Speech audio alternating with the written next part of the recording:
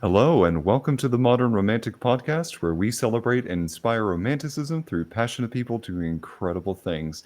Hi, I'm the self help section at your favorite bookstore, Trey, and I'm joined by literary classics, Emily. Hi, Emily. Thank you. I am literary classics. I When I was don't know thinking, what that means, but I'll take it. well, I was thinking because every time I talk to you, we talk about like your love of English culture, tapestries, your love of fantasy, and that sort of thing. And so for me, that like equated to the literary classics for things, especially Mhm. like Tolkien and see, oh, I'm gonna get this wrong. Lewis, who wrote the Oh, Chronicles of C.S. Narnia. Lewis. I do Thank like you. C.S. Lewis, yeah, and like Byron and Keats and all the and pre-Raphaelite art and yeah, I'm into all that. You're Yeah. right. So I'll take literary it. classics. I am the Lady of Shalott. So you can probably tell by the level of pun what kind of guest we will have today, which I'm so excited to have. Emily, would you do us the honor introduce our fantastic guest today? I would. I'm very excited to introduce Poppy Kuroki, who is here with her first, the book one to the Ancestor Memories, Gate to Kagoshima. And we're so excited to talk to you. Thank you for coming on the show. Thank you for having me. Absolutely. So, for our listening audience, I just want to make one thing clear. You are currently in Japan right now, correct? Yes, as you can see, it is morning. It If is. It is. I was in the UK, it would be 2 a.m. and I would be, asleep. Or, I might have gotten up. I might have gotten up for this, maybe. Depends Are you a on how morning nicely you asked. person? I am a morning person, yes. Okay. That's helpful then. We don't feel like we've tortured you too much then. Absolutely not. And you've been in Japan since 2014, right? 10 years total now, Yeah. yeah. Oh. Yes. Because And I you was have here for 1 year in Tokyo for study abroad in 2012. And then a year and a half in Nagano. And then I went home briefly and then came back again. That was, I think, 2016. okay. Yes. So 10 years or 11 years total now, which is insane.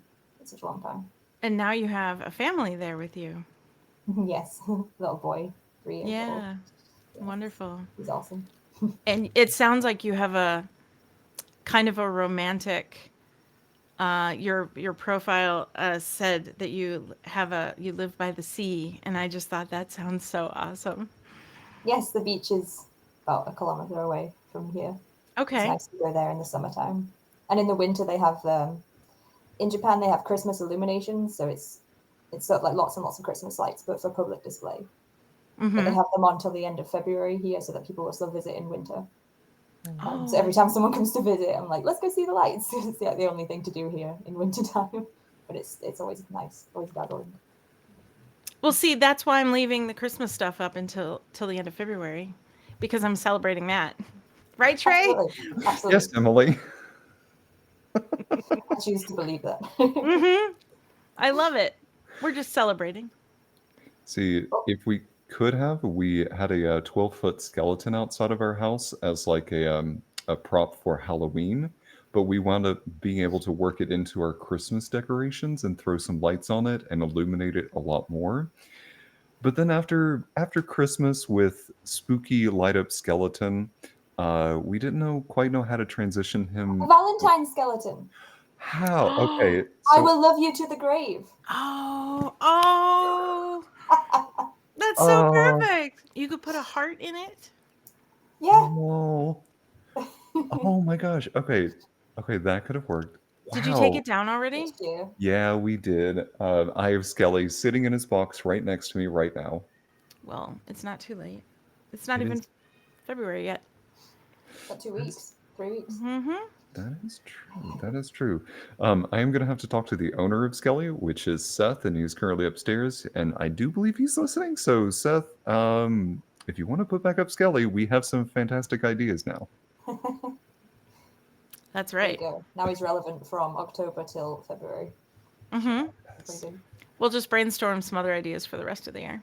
Beach skeleton. We'll Never put a take him down. He no. lives there forever now. We'll Well, lives is do. a strong word. He's a skeleton. He dwells there forever now. Honestly, like we get a lot of compliments on it from our neighbors. We're rather bold when it comes to our explosive decor, so everyone has a We can't hear you, Trey. Can you start that whole? yeah, There we go. testing. Can hear you now. Can hear you now. Yeah, it Okay. got really muffled suddenly. No idea. I probably need to check my cords at some point. We're Um, good. but I was just saying that our neighbors really love when we put up the skeleton. They kind of look forward to it every year. We've been doing it now 2 years, so it's become a tradition.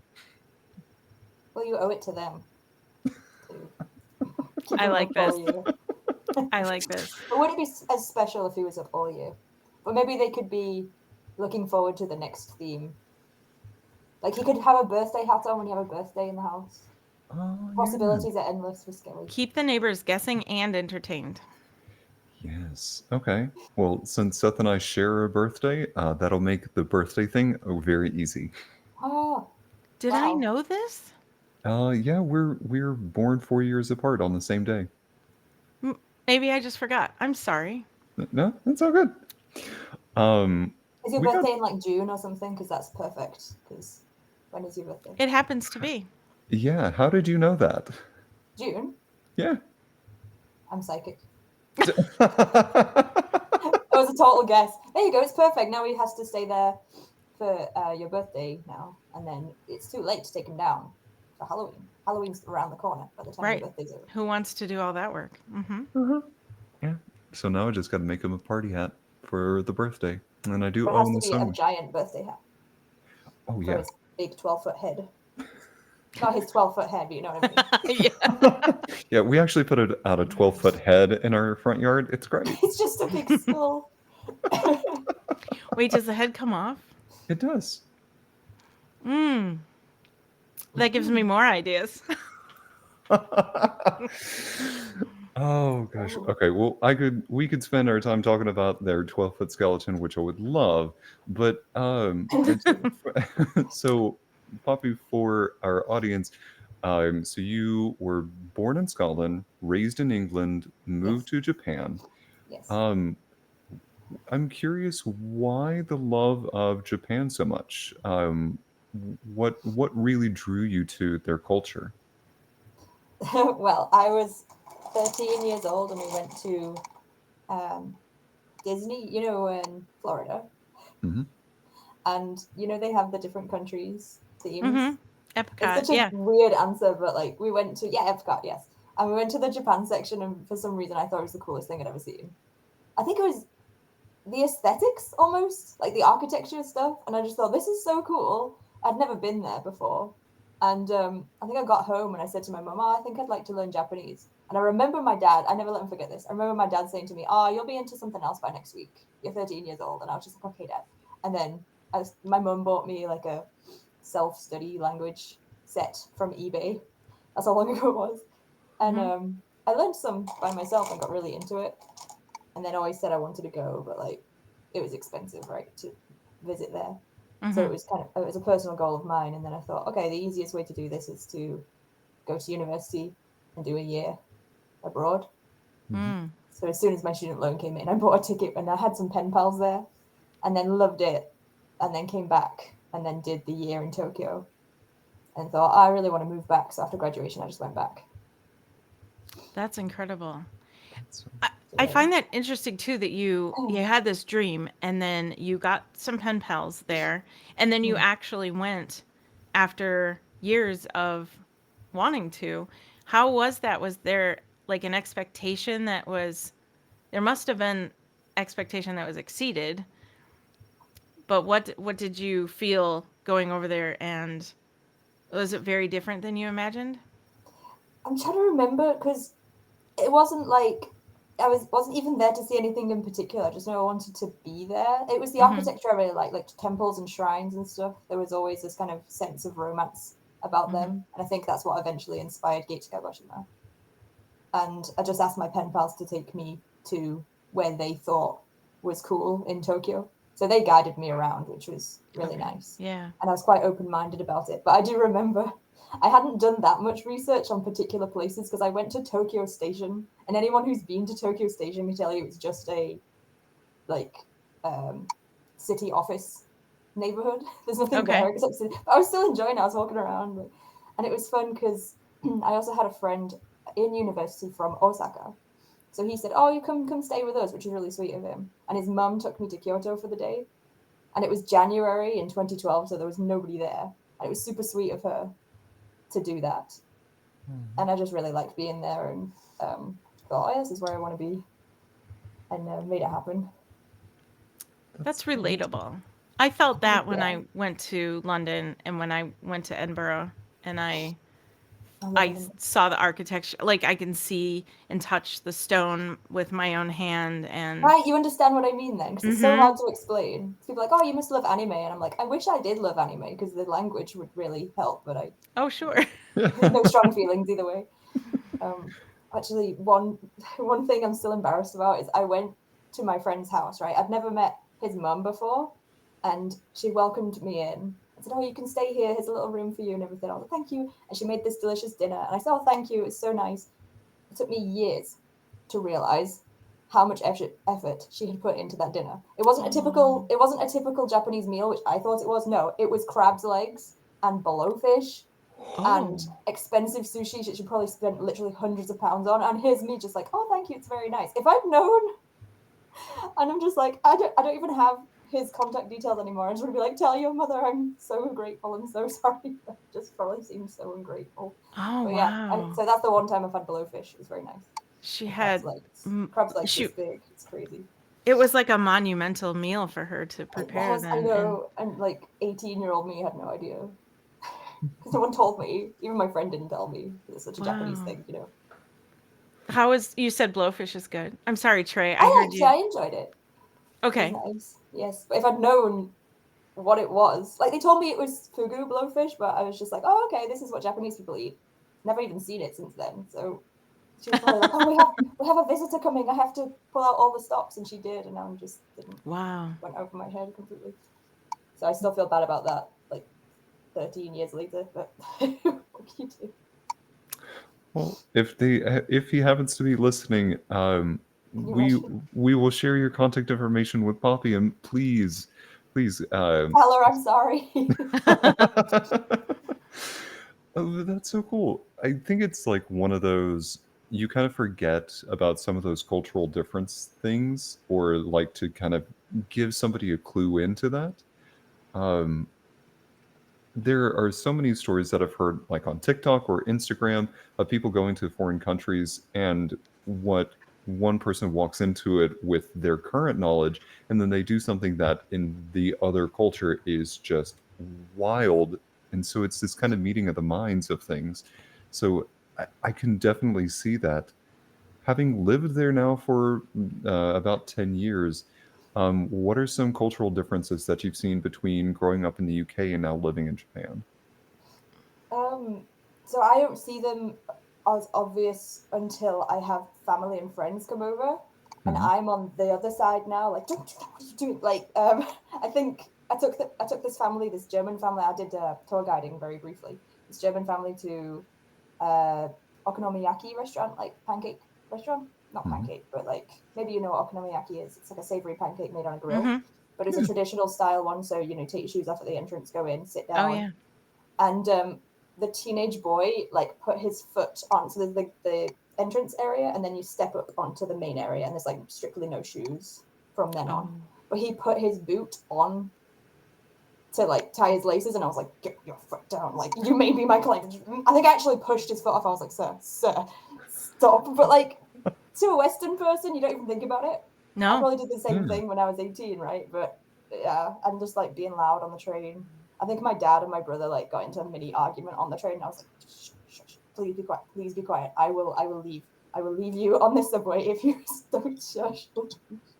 Um, but I try not to be too uptight about it either. Like, "Oh well, I've been here for 10 years, and I'm not being like that either." But it's kind of stuck in between, almost in between cultures now because I've been here for a long time. Sure. But obviously, I'm still British, so but lots of subtle things as well. If I think of any more, I'll let you know. Yeah. Do you go back to visit? Yes, I took my son. I've taken my son twice. Once when because he was born during COVID, so nobody was allowed in the Oh. country. Yeah. So my family didn't meet him until he was about 8 months old. Okay. And I also went last summer for the Okay. launch of Gate to Kagoshima, and it was so fun. And the weather was so nice, and everyone could see my son Jack, and it was a great trip. Very nice. Yes. You've been writing for quite a while, though. This is not your first book. It is just first in this series. So Yes. tell us about how this started, though. You've been writing since when? Uh, Professionally or just for fun? Either Both. one. Yeah, sorry, Trey. I'm sure most authors say they've been writing since they were a kid, and I was that kid in primary school in year 6 with making a book out of folding paper and writing stories. Mm-hmm. I think I always wanted to be an author, but I think my mum was really supportive of that as well. She always encouraged me to write stuff. I think once I scribbled a whole story down on A4 paper and she typed up on our new computer for me. And then I didn't write for a long time, and then I got really into Japanese and studying to go to university. And then, what year would that have been? 2016, 17? I read a book by Rebecca Ross, who's my favorite author, and she kind of got me into writing again. And I was doing ghostwriting for a while, which was really good for discipline and writing thousands of words a day and keeping to deadlines and stuff, and also being flexible. It was really, really good practice and a side income. And then I started writing my own stuff again. And Gate to Kagoshima was inspired by Outlander a lot. Oh, yeah. I love Outlander because obviously I'm Scottish by Mm-hmm. birth and blood. And I thought, oh, a story with time travel and a samurai would be fun. And it kind of went from there. It's not super similar to Outlander, but definitely the, I guess, premise is very similar. And people Mm-hmm. have described it as like Outlander in Japan. I've seen those graphics where it's like, oh, do you miss Outlander? Or, oh, are you Yeah, a that's fan of justified Outlander? completely. But yeah, then you should read this too. Yeah, And I it's use your it as a book. comp a lot. When we were doing research, it's inspired by, or you did a lot of research into the samurai culture and kind of that tail end of them, that end of the culture into Japan. Can you tell us a little bit more about what you found and kind of what research you've done for the book? I wanted a story with between a Scottish woman and a samurai, but they had the long isolation period where no foreigners were allowed in and no Japanese were allowed out. Like, well, I can't do it in that because she would have been killed as soon as she appeared in the country. And then I got into the Satsuma Rebellion, which was the 1877 conflict, and I Mhm. started researching. I thought, oh, this is actually really fits really well into the story I want to tell. So I visited Kagoshima and did a whole tour on that, um, the places and the people and the events that unfolded. And after that, I wrote it, and it came together nicely. And with some encouragement, I thought, oh, I'll what's the word, query this one and see where it goes. And I met my agent soon after, and everything's been absolutely insane since then. That's so awesome! Thank you. Well, Congratulations. I Yeah. think I started querying in January. I met her in March, so it was really quick. Wow. Yeah. But I'd Wow. queried before, years before, which had never come to anything. So I knew the process already. So I did have a bit of a head start, I think, with that. But yeah, it was really, really special time. I'll never forget it. Meeting her, and so good. Did you just sort of run into her, or was it a planned meeting? Yeah, it was like just the usual querying process. Okay, I'm sorry. Um, Yeah. oh no, I have had the yearbook, the yearbook that comes out every year with the publishers and stuff. Mm-hmm. And I was using Mhm. that. I was also using Query Tracker. So I thought the typical route you take for querying. And I remember staying up late to do their. Usually the querying process is pretty much the same for everyone, but every now and then they'll have slightly different requirements. So it was like, tell us all about your book in 200 words or fewer. And it was like, Oh. it's hard. 200 words is like 2 sentences, right? And I did all that and I went to bed. I think she got back to me a day later. And I was bouncing off the walls. Okay, don't get too excited, don't get too excited. And then 10 agonizing days later, after requesting the full manuscript, she asked me for a meeting, and it was just unreal. I still don't believe any of this is real, by the way. I It's love all a that. dream. I love it. Yeah, You should hang on to great. this feeling as long as you can. No, it's amazing.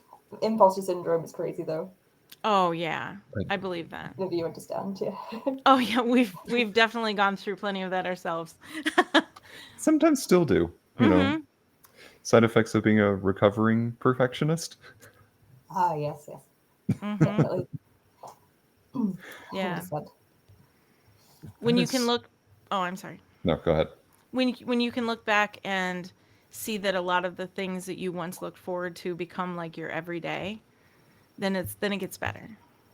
Yes, I do try to remind myself when I'm a bit stressed out. I'm like, okay, go back to 12-year-old me when I was writing about like a girl with fire powers who lived on the moon, and like how badly back then and since then I'd wanted to see my book in Waterstones and Barnes and Noble, and now it's actually happening. Go tell your 12-year-old self that it's gonna happen, and I Mhm. feel good. Mhm. And you have a great picture on your Instagram of you in a bookshop with your like this Oh yeah, for your book. that was amazing. I love that day. That's one of my favorite days ever because I was going to Edinburgh and Glasgow and going to all the Waterstones, and that Mhm. particular shop, she'd put it in the window, and also she'd put it right like that display is about 4 feet from the entrance. It's the That's first thing you see when you amazing. walk in, and I'm like, "Thank you," and she goes, "Oh yeah, I read it. It's awesome. I want everyone to read it." And I'm just like, "I love you. Let's get married." She's like, Let's get married. like, what do you mean you read it? What do you mean you liked it? Is this real?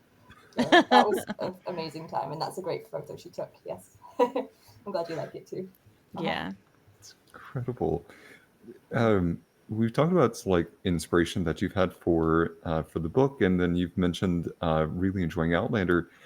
But I also know that you love music, and you also like video games. Some of the What? best stories are from video games, and I will die on that hill. I have Yes. sobbed at video game stories, right? I mean, I'm sure you. Yeah, I think you understand. You like games too. We Mm-hmm. both do. Yeah. Yes, both of you like yes. Well, how about like? I mean, what? I mean, are there any games come to mind when I mention games having a great story? Baldur's Gate. Of course, it goes without saying. I love Asterion. He's so toxic, and I just love him. As soon as I met him, I Halson. was like, "Can you romance him? Can you romance him? Can you romance the sexy vampire?" Yes, you can. Okay, let's go. No, but my biggest obsession, who I still love, is Alistair from Dragon Age Origins. I actually was Mm. actually in love with him. I would go to school and I would think about him all day. I want to go home and talk to Alistair. Oh. Aww. It was problematic, probably looking back, but I started a game as an elf, and then I restarted my game as a human so I could marry him at the end. That's how obsessed I was. Aww. Oh. Yeah, Aww. I was just like, well, you can marry him. What? Because that's the first time I'd encountered romancing in Sure. games. Because I hadn't played Mass Effect. I think I missed out on Mass Effect at that time. Mhm. Yeah. And the whole concept of actually being able to romance a fictional character was completely yes. Dragon Age Origins was the best. I agree. Um, yes, but I remember like Shadow of the Colossus. Did you play that one? No, but I watched Mm-mm. playthroughs of it. There's a part where like your horse falls, and I burst into tears. And my brother's like, "Are you crying?" And I'm like, "The horse fell." Yes, video games. Yes, they're up there with books and movies. Yes. Perfectly valid media for fantastic storytelling. Oh, I sometimes get really emotional at any storytelling. We're watching a movie, even a Disney movie. We're watching lots of Disney movies at the moment, and I'm just like, oh, see how in that first scene they introduce the character's personality by making him do ABC. Oh, great storytelling. I'm like welling up. He's like, "Are you crying? It's Little Mermaid." I'm like, "Yeah, it's so good." I just really passionate about good storytelling, and I want to be up there one day. I feel like I'm down here right now, but I'm just gonna get better, and I want to be way up there, making people cry. Yes. uh, I love it. Not just sad tears, but you know. no, like happy tears. There's, um, like Seth and I were having a conversation when watching Moulin Rouge. Like I love that movie for the emotional reasons, and it's such a beautiful way of telling a story. It's crazy, it's zany, but it's got such a good core to it that by the end of the movie, I am so satisfied with crying at the end of it, not out of sadness, but of all of the beauty that has come before Yes, yes, exactly. I think if a film makes you cry for any reason, it's up there. It's top tier for sure. Yeah, Oh, I it has prefer some her, I power. think, of course. Oh, we've got Jo- a couple of comments about games here. Rip yeah, Aggro. Yes, Aggro was the name of the horse. She was beautiful. I that's never managed to unlock the white horse. You had to do all the monsters in hard mode. Getting on a bit of a tangent here, oh, but I was always sad I never got to unlock white aggro. Last of Us. Yes, I didn't. I only played a little bit of that. I I hear like it's Dying good, but Light. I haven't played that one. Yes. Was the TV show as good? I haven't seen the TV show either. I haven't seen that either. The TV show will wreck you. Oh Um, yeah, Yeah. so bring tissues. Spoiler alert: bring tissues. bring a bucket Mm-hmm. and a blanket and tissues. Yes. Oh. And then also, if you have like a stuffed animal that you can just hold on to, because you're gonna need a cuddle buddy. Nice, nice. Anyway, Excellent. um, What were we so talking about before with the pronunciation? Did you want to go back to that? Oh yeah, yeah, we were talking about the difference between Japanese and English and how we have accents on our words and we pronounce things differently with emphasis. I've actually seen an ad. I think it's an old ad, but it was on YouTube, and it's pretty bad, but it was really funny as well. They had a Japanese girl, but she was wearing a blonde wig and a fake nose, so she was like a Okay. white girl, and she was talking with an American accent or a Western accent, and she was putting loads of stress into the words that didn't need it. If that Oh. makes sense. That was her Western accent. Do you know what I mean? So instead of Mhm. saying like konnichiwa, she'd be like konnichiwa, like really, you know, desu ne. Like I think that's their image of a Western accent. Like they just add the stress in. Like, or fee tunes.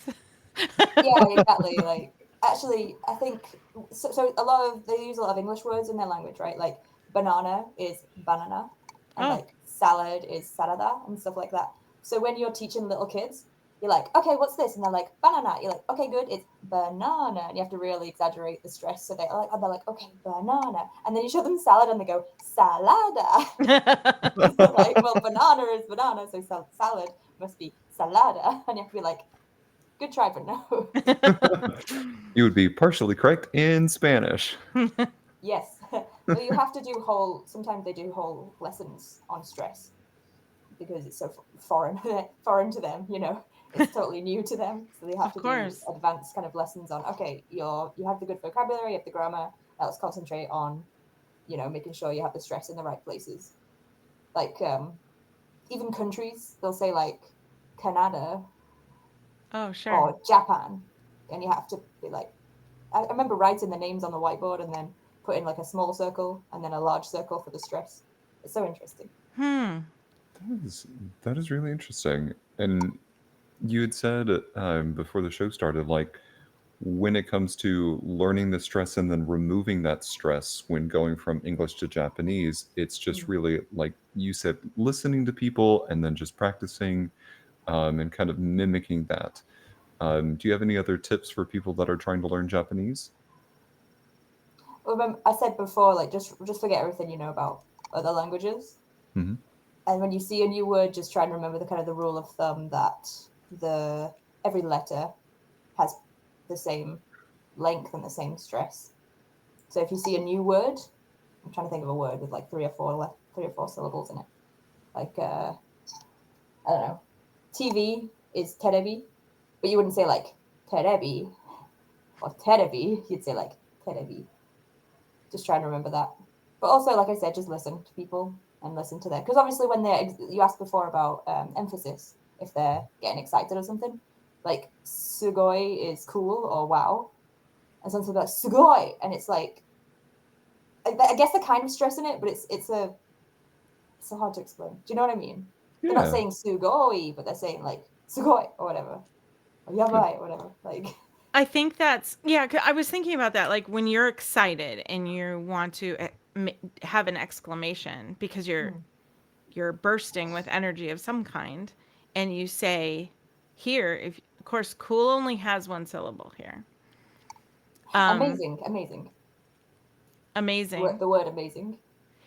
Yeah, because That you'd be word. like, amazing, if you're Yes, but the stress would enunciating. never change, would it? The rhythm of the word would never change. We'd never say, that's amazing. Like, we'd never do You're that. right. Right? Mm-hmm. So maybe it's a similar thing. Like, the rule of the stress stays the same in the word, but they could kind of say it louder or something. But yeah, you would exactly like in English, we'd say, that's amazing, and like really emphasize the middle one. But that's the one we always emphasize, if that makes sense. Right. That's Yeah. true. We just make it bigger. Yes, exactly. Fascinating. This really makes me want to learn Japanese, though. I need to Uh, learn. I do study harder as well. So my reading is still like an 8-year-old, unfortunately. We're just learning Chinese with Red Note, too. Now we have to switch. Oh, Chinese. I bet that's hard. um, it's what I saw. It wasn't as hard as I thought it would be, but Mm. yes, lots of. But English is still to me more complicated. Wouldn't you, Oh would yeah. you would you agree, Trey? agreed, 100%. Mhm. We have 10,000 words for the same thing. And people are like, why is it spelled this way? And I'm like, I don't know. I don't make the rules. I wish it wasn't. I'm so sorry. Right, we're just sorry. Like, why is one WON? I'm like, I will consult with God. I'll get back to you. I think that's one of the best answers. I That's think the the best. Hold on, the let me answer. just talk to Jesus. I'll be back. Right. I'm on speed dial. Let's get the right answer. Like cackle over here. I think that beats my answer of some dead white guy said it, so therefore it must Yeah. be Oh, that way. yeah. Honestly, I'm it's going to probably use all of those. probably came from one of the many languages. Maybe the chat knows. Red versus read, lead versus lead. Yes. Mm-hmm. Yes. Yeah, we're just a conglomeration of too many different languages, and we beg and borrow and steal from all of them. That's it. It's really not Yes. fair to anyone. Well, we were watching Squid Game too the other day, and I'm like, Korean, it doesn't sound exactly like Japanese, but it sounds more like Japanese than like Chinese does, in my opinion. Mhm. And Japan, the current Japanese people, the Japanese people we know now are actually from Koreans and Chinese if you go back far enough, right? Oh, So they brought Chinese with them, like the writing system, but I think a lot of the spoken was probably bits of Korean, bits of the is Aboriginal the right word? The Ainu people who lived here before. oh, okay. Um, so it's really, I love languages and how they evolve and how we make new Mm-hmm. languages. It is Because fascinating. you will know from studying Chinese, it's all very up and down with all the tones. Whereas Japanese Is doesn't have that.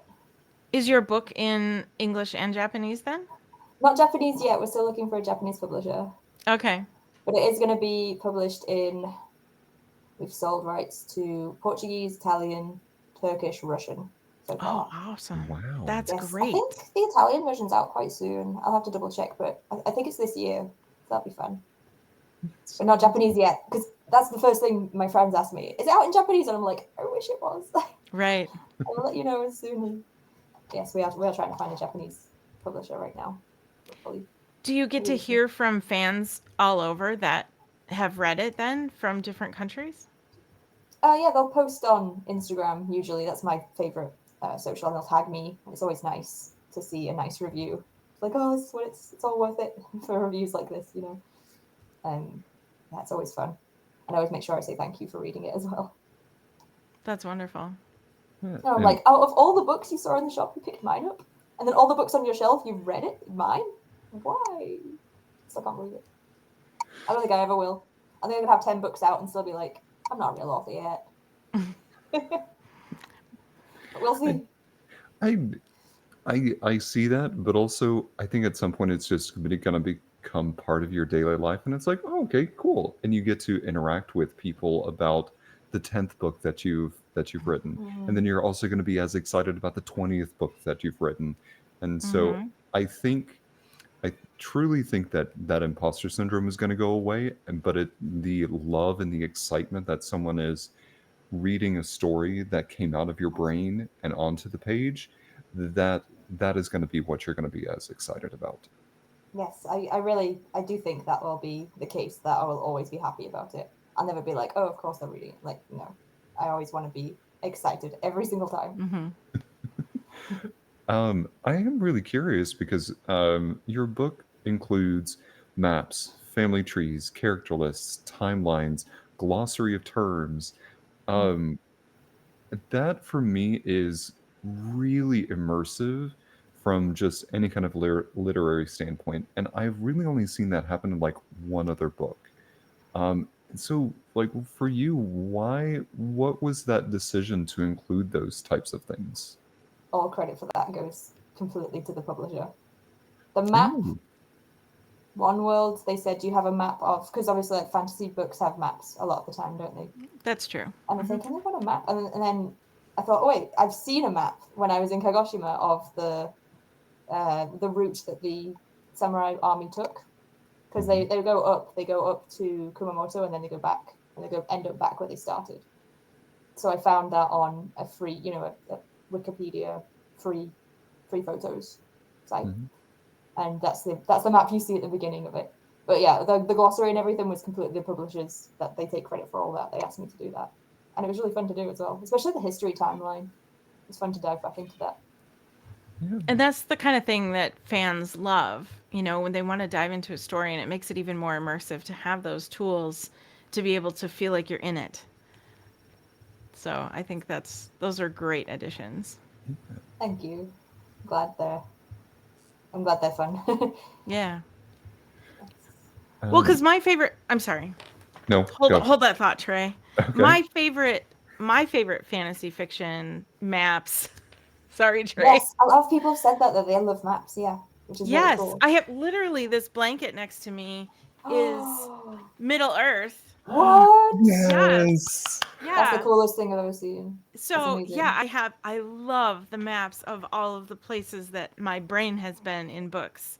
So that's a solid decision. I think I feel like there's definitely we're out here, the map lovers. And you can go there if people really, really enjoy it and they go to Japan and they think, oh, I want to go to Oh, right. Kagoshima. They can sort of compare the map to where they're going. Be like, oh, this is where this happened. That'd be really fun. I don't know if people are going to do that. I hope so. Yeah, one day they'll have the Gate to Kagoshima tour, and they can go on the tour that's the Fans of Poppy tour. Yes. It'll be the same tour that I went on, I think, because it describes the exact timeline. So yes, I did want that. Hopefully, I mean, Kagoshima is not like an unpopular place by any means, but it'd be nice if more people go there for the holidays. It's a lovely place. Kyushu's lovely, underrated part of Japan, and there's an active volcano there. Oh. There's an active volcano there? Yeah, like I have a friend who lives there who will put photos like, oh, the mountain's erupting today. There's like smoke coming out of it. Actually, fun fact: 1877, where the book takes place, it's called Sakura Jima, and Jima means island. And now it's not an island anymore because sometime, gosh, was it like 1910-ish? I might be wrong on that, but some point after 1877 and before now, the volcano erupted and made a peninsula. It's a peninsula now, not an island. So people will ask, why is it called Jima when it's not an island? It's like, well, it used to be. But at that time, it was an island, so I had to mention that. But now there's like a path. I don't know if you can actually walk on it, because I was only there for one day, unfortunately. But yes, it's no longer an island, which is really cool. So, sorry, I have like 5 different questions. Let me consolidate for a second. I'll be Consult with quiet God. so you can. No. It when you said that you give credit back to the publisher for including things like maps and the glossary and those sorts of things, I'm curious from that negotiation standpoint, like how much give they have versus how much give you have, and like that negotiation between the publisher and you. What do those conversations look like? Because I've honestly never been part of one. So the British publisher, One World, they actually bought the book way before the American publisher did. So I think the American publisher had less say in the editing of the actual manuscript itself. I think the editing was actually complete before, because let's see, I think One World got it in, I want to say April or May, Mm-hmm. And then HarperCollins got it the end of the year, closer to the end of the year. So they'd had it for several months already. Hi, kitty cat. So, because I don't think the British version actually has all that extra stuff in. I think they have the map and that's it. I think that's the US edition only. I will have to check, but I'm pretty sure I was asked much later to do the rest of the stuff. Okay. But with the next one, they're going to get it at the same time, so it'll be more collaborative edits, which is nice. Yeah. Well, I'm really intrigued to get my copy of that because it comes out on the 28th of this month in the United States, correct? Officially, yes. Yeah. They may or may not already have it at Barnes & Noble. Oh. Officially, it's out on the 28th, though. Yes. On the 20th of January, to be clear for anybody listening. January, yes. Yes. Well, I might just so happen to have a Barnes & Noble gift card that does need some use. So, So sneak on over to Barnes & Noble. Thank you so much. Absolutely. I'm really intrigued by the premise. I will be honest, I did not watch Outlander. I'm sorry, It'll be nice Emily. and fresh for you then. Because people who haven't seen Outlander, they're like, what an original idea. And I'm like, okay. I feel like I'm about to get assaulted by Emily's gaze right now. Yeah. Yeah, you are. Did you see the lasers? I You haven't did. seen it. You haven't read it.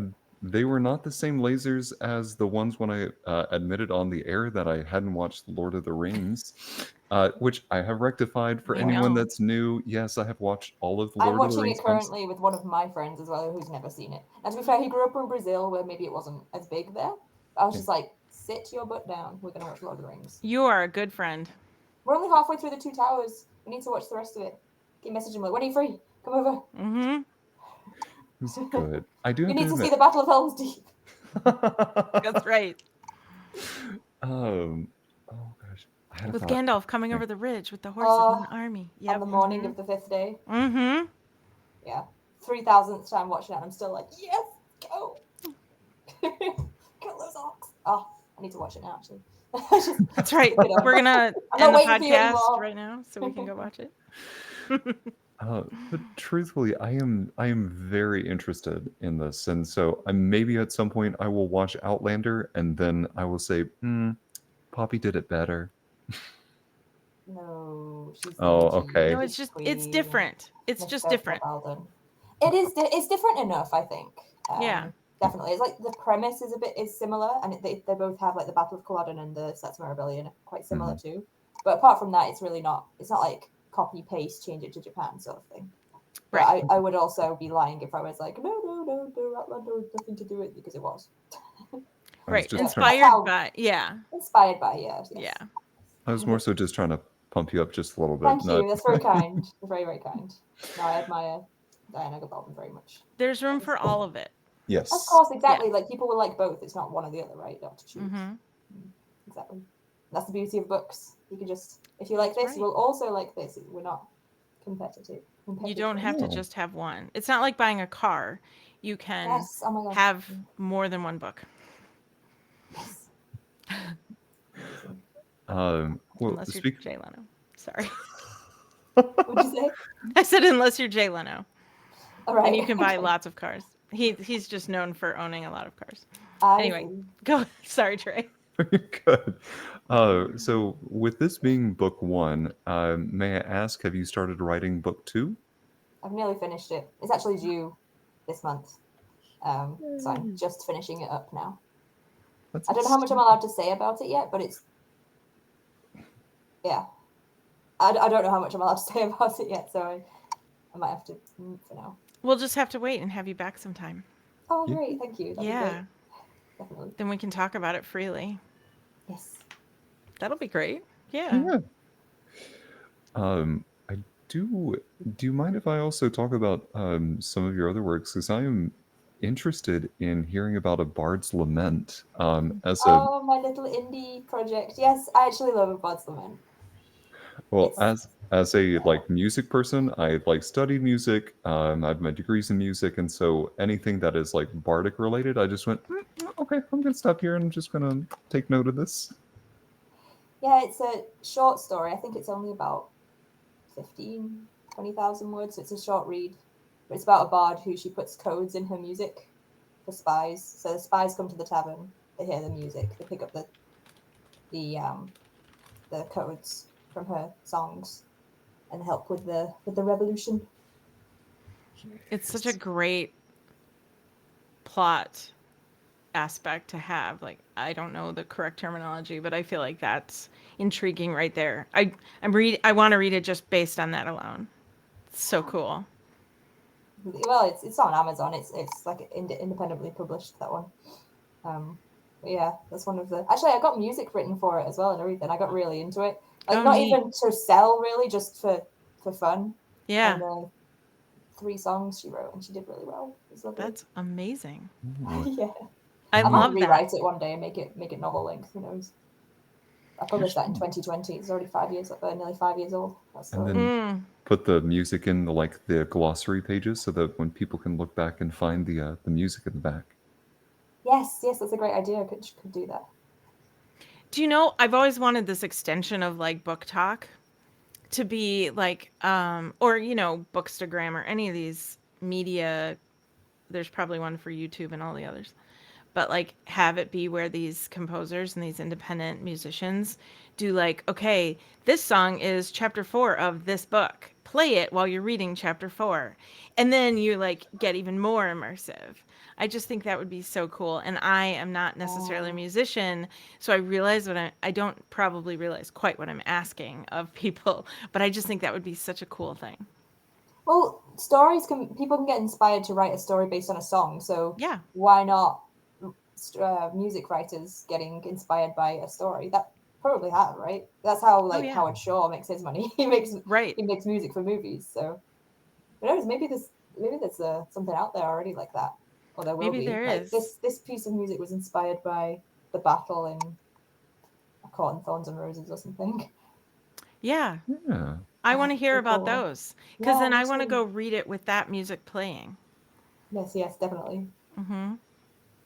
I'm curious though, when you were writing the book, was there a particular piece of music that came to your mind or that you are kind of envisioning when certain scenes are playing? You mean a Bard's Lament or a Gates Um, Flight? really, any of your books? Music? I wouldn't think so. I don't think so. Okay. I don't think I actually get inspired by music. I mean, I love music, but I've never heard a piece and been like, oh, I can see a scene that would go with this music. I don't think. Okay. No, that's fair. But I did get inspired. The main character of A Bard's Lament is based off this musician I really love called Maluka. She does a lot of video game music. She did the Hmm. Dragonborn. Maybe you've Okay. heard of her. Mm. So Yeah. years, like 10 years ago, 12 years ago, she went viral because she uploaded her singing the Dragonborn. Dragonborn comes is that what it's called from Skyrim. Oh yeah. Okay. Okay. Like you might have seen that video, but she's done loads since then, and I know who I'm a you're big talking fan of about hers. now. Mm-hmm. And I always loved her humble attitude, and I'm just like, I'm gonna write a book character based on her. And I did. And I told her as well, and she was like, oh, thank you. I think she actually read it too. She's lovely. Um, so that can happen. Like inspired Oh, by people. Sandra in our chat just said, "Ramble On" by Led Zeppelin is a song based on The Lord of the Rings. Oh, Ah, I don't Blind know if I knew Guardian. that. Blind Guardian, their whole one of their albums is just the Silmarillion, right? Oh yeah, Yeah, Nightfall. That's a great song. we're gonna have to So it can go happen. listen to It does all of happen. this. Yes. Wow. Yeah. I All the mean, if creativity someone came together. out with like an album of Lord of the Rings or some of the other books that people love, like an album based on that, I think people would be into it. I don't know. Maybe it just doesn't take off as much as I think it would, and people have tried and it just Well, doesn't. you're the target audience for that. People like you. The Right. target audience. I'm the target audience, everyone. Hi, it's me. I'm the target audience. Right. You can send your demos for such works to info@themodram.com, That's right. and then we will approve or deny, and all of them will be approved. Thank you. Actually, if you are a musician out there or any kind of singer songwriter person and you do this, please contact us. We want to talk. Mhm. I want to talk to you. Yeah. And if you want to do music based on Gate to Kagoshima, then please contact us and we'll put you in touch with Poppy. And Yes, yes, maybe yes. maybe That'd be great amazing. amazing things will come from it. Oh, can you imagine? That'd be so cool. I'd be grateful forever. Right? That would be so fun. Well, I want to know what tips you might have for somebody who is interested in getting into writing. Like if someone is, and maybe you already have this where people go, "Hey, what advice do you have for somebody who's just starting out?" Just starting, like never written anything before. Oh, maybe, or they Mm. dabbled, you know. Write every day, but don't pressure yourself to write lots of words because even if you only do 100 words a day, that's Mhm. still 700 words in a week. Mm. Because a lot of the time, I have friends who are like, "Oh, I'd love to write, but I just can't get motivated. I can't sit down and write thousands of words." I'm like, "Do you think I sit down and write thousands of words? I like 500 words at a time, blocks, tasks. You know, it's like write 500 words of this, and then I can go and do something else, something not PC related." And then before you, I mean, it's all build up. You do 100 words a day, that turns to 200, 500. That's why the ghostwriting was so useful because I had deadlines, so I had to do a couple of that. My record is 7,000 in one day because I had a deadline. Wow. I was Wow. so tired. Do not recommend. But I have friends who write 10K a day. Wow. It's insane. But they did that because they've been doing it for such a long time, right? Also, if you're going to write a book, just write the first draft and don't worry if it doesn't make sense or it's not good. Don't keep going back to chapter one and editing because otherwise you'll end up with three chapters that have been edited to death and no ending. Mm. And I did Mhm. that a lot growing up because that's how most people start, but trying to just finish the messy first draft first. And once you've got the first draft, you can go back and edit and make it better. You can't edit a blank page, but you can edit a messy first draft. That, oh, I like that. That's Somebody clip gold that. right there. Yeah. I I don't think feel I don't think that's my quote. I think I read that somewhere, so I won't take credit for it. But it is a good quote. right. Well, we've spoken to authors who have gone through this with their first works where they've gone through and edited and edit. Oh, it's not good enough. It's not good enough. Imposter syndrome. You know, how do I possibly show anybody this until I've edited it, 10 times? And yeah, I think you're right. Like that's at least getting it out there and at least uh, there's No some one's going to read beauty. your first draft. No one is going to read it. I can't remember who it is, but an author said your first job is to write the first draft, and then the next job is to make it seem like you knew what you were doing the whole time. Something like that. It's more succinct than that, but it's just like, yes, because no one's going to see that terrible first draft. No one is going to see it because it's yours. You're not Right. going to write a first draft and then send it to someone. But once you have that first draft, you can be like, okay, the main character has red hair in chapter 2 and black hair in chapter 7. Got to fix that. And adding things. It happens. It happens in published books Sure. too. People have done that. I think even, well, I love Akatar. I never say anything bad about it, but I read a review that said the villain's hair color changed, but I didn't notice it, so I don't know if that's true. But it can slip through the cracks. Also, Mm. make an outline and make character lists with all their personalities and goals and fears and everything about them, because then you can use them to reference. Like, oh, what color were his eyes? Were they blue or green? Go to your character sheet. Instead of Ooh. going back and reading chapter 1 all the way through to find where you wrote it. Exactly, because then you get into the trenches of editing chapter 1 again, and then you haven't made much progress. I could see that. I could see it. It's like you've been there. It's like you've lived through that. uh, no comment.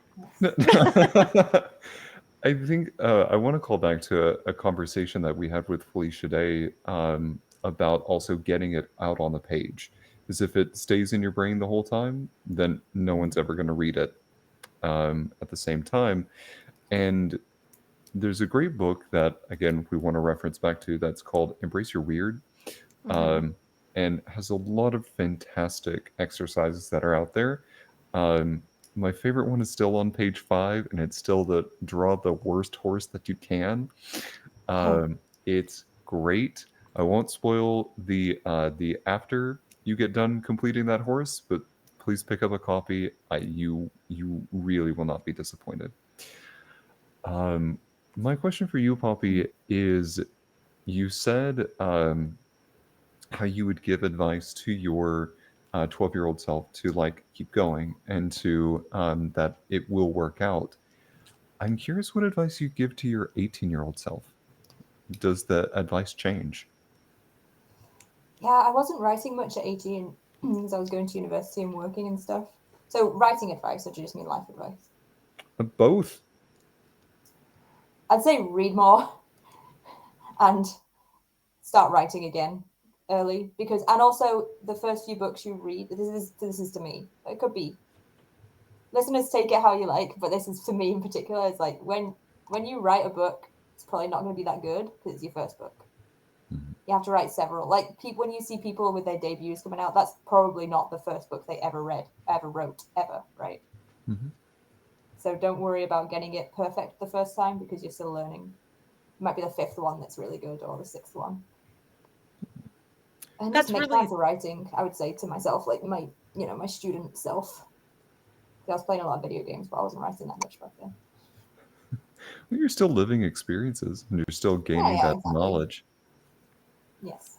and I think that's true for pretty much any art form. If you look at Mhm. painters or glass artists or costumers or anybody doing any art, the first few that they've done, that anybody's done, even if they've put them out into the world, they're not as good as their 10th one or their 20th one. So just That's the getting it beautiful out thing there. about it. You can always get better. And there's no age restriction on music Mhm. and art and writing. You don't have to, it's not like an Olympic athlete where your career's over by 22 if you haven't made it. I know that's a very generalized thing to say, but you know what I Right. mean? But we Um, understand. Yeah. Yeah. whereas writing, like with Tolkien didn't start till he was 42, right? Writing Lord of the Rings. I mean, I know he had a Mhm. busy Oh, life right. before that, but yeah, if you want to learn an instrument when you're 50, why not? Like, It's Yeah. never too late. if you want to start writing a book when you're 65, go for it. Like, can, Hmm. I think which is great. I think the oldest person who graduated with their degree just because they wanted to have the degree was in their 80s, I want to say, and Wow. got Let's it go. done. Yeah. So, Let's go. like, don't ever give up on your dreams. The My other question, still related to you, is if you could sit down and have lunch with anybody in the world, alive or dead, who would it be and why? Right now, it's Rebecca Ross because I'm obsessed with her. She's got a new book coming out that she's gonna I think it's today. Oh no, Oh, tomorrow morning your time. She's gonna announce a new book, and I'm so excited. So it'd be her because I followed her since her debut, and I'm just like senpai. Yes, anytime. So Awesome. it'd be her right now. yeah. I think. One day that's a possible one. I know if we get put on the same author panel, I'll actually like pass away from excitement. I'll just die on the spot. If we ever have her on the show, we'll just invite you Oh, back. Mhm. yes, please. Yeah. Why not? How great is that? We'll just we haven't done that exactly, but like when we had Ming Sai on, we brought Josh on the show back from Yeah. backstage and we had him out here Oh, because how exciting. that was his I guess bucket list person. Right, right. Oh, So yeah. That's All right. awesome. Oh, Well, sorry. Go ahead. no, you're good. Well, Poppy, I've got to say that there is so much abounding optimism and so much just joy and excitement around this book coming out. I am so thankful for your time and sharing that with us today. Thank you so much for being on the podcast. thank you for having me too. I had a great time. Thank you. Really. One question before we do sign up. Would you be interested in coming back? Yeah, of course. That was good. Love it. Oh, and real quick before we get any further, you can find Poppy on Instagram. She's at KUROKIBOOKS, Kuroki Books. And also, I found you on Goodreads. And so you Oh, can nice. follow Poppy there as well. I imagine you can see and purchase her books there and read them all. And definitely check out the Instagram because you can see that wonderful picture of you in the bookstore with the. Do you know what pose to do? Like, take a picture of your book. You're like, it was a very panic last minute. Like, That was great, but no, though. it No, turned it's out nice. She wonderful. she took some nice photos that day. That was It, such a special day. it's a pinnacle moment in your history. Well, everybody, as we close this episode out, thank you so much for listening. We want to thank you so much for tuning in. You can find more information about us on our website at themodrom.com, and you can find behind the scenes content on Patreon. Check out our website for more information. But again, thank you so much for tuning in. Have a great evening. Bye, everybody.